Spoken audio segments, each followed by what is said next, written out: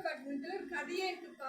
அங்க வந்து அந்த காலத்துல பழைய காலத்துல ஒரு ராஜா என்ன பண்றாரு, எப்பயுமே ஸ்ரீரங்கநாதரை வந்து வெள்ளிக்கிழமை அன்னைக்கு தன்னோட துணைவியரும் தரிசனம் பண்ணுவாங்க. அன்னைக்கு ஏகப்பட்ட நகைகள் அரசி போட்டுக்கிட்டு இருந்தா. அவர் பார்க்குறாரு, லட்சுமிக்கு நகை பத்தாது, உன் கழுத்துலேருந்து கழட்டி கொடு, இதுதான் ஸ்தல வரலாறு, நான் வாங்கிட்டு வந்தேன். ஒவ்வொருத்தரும் ஒரு கதை சொல்கிறாங்க, அது எது உண்மையான கதைன்னு தெரியாது. அந்த அம்மா எல்லா தரமாட்டேன்னு சொல்லவும் அந்த ராஜா திட்டிட்டே இருப்பல இருக்கு. இன்னும் எல்லா நகையும் தட்டி வச்சுட்டு பக்கத்தில் ஒரு ரிவர் ஓடுது, அது பேர் எனக்கு சொல்ல தெரியல. அங்கே போய் இந்த மாதிரி இந்த எங்கள் குளத்தில் வர ராஜா யாருமே வம்சவழி இல்லாத போகட்டும், என்னோட இதில் என்னோட நகைகள் என்னோட பிடுங்கி 4 வீரர்களால் என்னோட மன்னர் வந்து அவமானப்படுத்திட்டாருன்னு நான் வீரோடு இருக்க மாட்டேன். அதனால தான் மைசூர் ராஜாவுக்கு இன்னும் ஒரு 4 வருஷம் வரைக்கும் குழந்தைகளே கிடையாதுங்க. கடைசி வம்சத்தினருக்கு இப்போ குழந்தை இருக்குன்னு சொல்கிறாங்க. உண்மையிலேயே குழந்தை இப்போ இருக்குது, ஆனால் வர அத்தனை வருஷத்துக்கு குழந்தை கிடையாது. அதுக்கப்புறம் தான் அந்த அம்மா என்ன பண்ணாங்க, அந்த மணல் மேடு வந்து வயிறட்டும், தண்ணியே எடுத்து வரக்கூடாதுன்னு சொல்லி சாபம் போட்டு அதை குளிச்சுட்டாங்களாம். தண்ணி ஆழமாக இருக்கும், நதி நீர் வந்து மணல் மேடாகவும் போகும், தண்ணி ரொம்ப ஆழத்தில் இருக்கும் அப்படின்னு ஒரு சாபம் இருக்குன்னு சொல்கிறாங்கப்பா. நான் வாங்கினேன் அந்த இடத்துல ஸ்தலப்புராணத்தில் அப்படின்ற ஸ்தல வரலாறு சொல்லுது. ஸ்ரீரங்கப்பட்டினம், திருவனந்தபுரம் இதில் தான் சயன காலத்தில் பார்க்கலாம். இந்தியாவில் 3 இடத்துல நம்ம பார்க்கலான்னு சொல்லிட்டு ஒரு ஸ்தல வரலாறு இருக்குது. அது எது வரைக்கும் எனக்கு பொய்யும் உண்மைன்னு தெரியல. நான் வாங்கின ஸ்தல வரலாறுல இந்த நிகழ்ச்சிகள் இவ்வளோ தான். 10 ரூபா தான் நான் வாங்கினேன், பெரிய புக்கு இல்லை, கொட்டை எழுத்துல.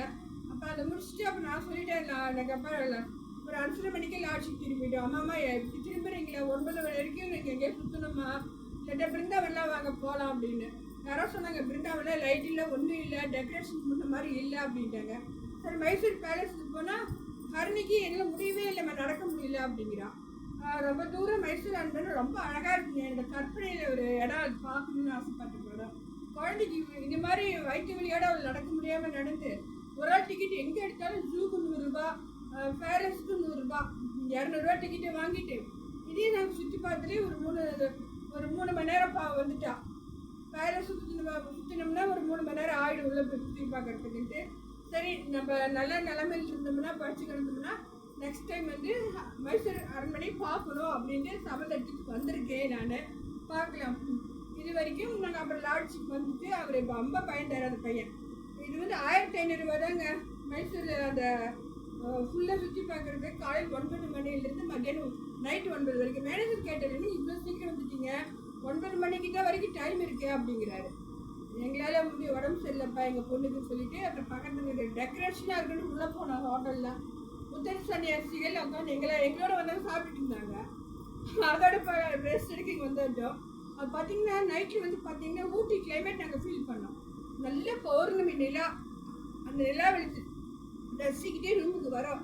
அவ்வளோ ஒரு அமைதிப்பா அந்த இடத்துல எங்களுக்கு. ரொம்ப ஹரி நானும் இல்லை என்ன சொல்கிறேன்னே புரியல, அவருக்கு ரொம்ப ரசித்தான். அப்புறம் இங்கே வந்தாச்சு.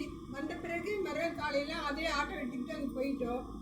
பக்கத்துலேயே இருக்குது ஜங்ஷனுங்க. எங்களுக்கு அது தெரியல, முன்ன பின்ன தெரியாது. ஒரு சீக்கிரமாக போயிருந்தோம். 12:30க்கு தான் வந்தே பாரத். 1 மணிக்கு நாங்கள் 10 மணிக்கெல்லாம் கிளம்பி உட்காந்துட்டோம் மைசூரில். ரொம்ப பெரிய ஜங்ஷன்லாம் இல்லைங்க, சின்ன ஜங்ஷன் தான். அங்கே பார்த்துட்டு ரூமில் உக்காந்துட்டு இருக்கோம். ஒரு பெரிய மிராகில் ஹரணி அப்பாக்கிட்டேருந்து ஃபோன் வருது. ஹரணிக்கு டாக்டர் பார்த்துட்டு இது ஒன்றுமே இல்லை, மாத்திரை கொடுத்து சரி பண்ணிடலாம் அப்படின்னு சொன்னால் யாரும் நம்புவீங்களா இந்த விஷயத்த? ஆப்ரேஷன் நூல் கட்டி இடுப்பில் ஹோல் போட்டு எடுக்கணும்னு சொன்னாங்களா அந்த ஸ்டோனை. என்ன ஒரு மிராகில் எங்களுக்கு புரியலைங்க இந்த விஷயம். இந்த இடத்துல அவளை போய் தரிசனம் பண்ணிட்டு வந்த பிறகு வீட்டில் கொஞ்சம் நல்லாவே அமைதி நிலவிச்சு.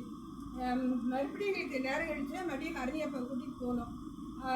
ஹரணியப்பா போய் கேட்டிருக்கா வாங்கப்பா அப்படின்னு. அவர் லீவு கிடையாது, கொரியர் போஸ்ட் பண்ண லீவு கிடையாது.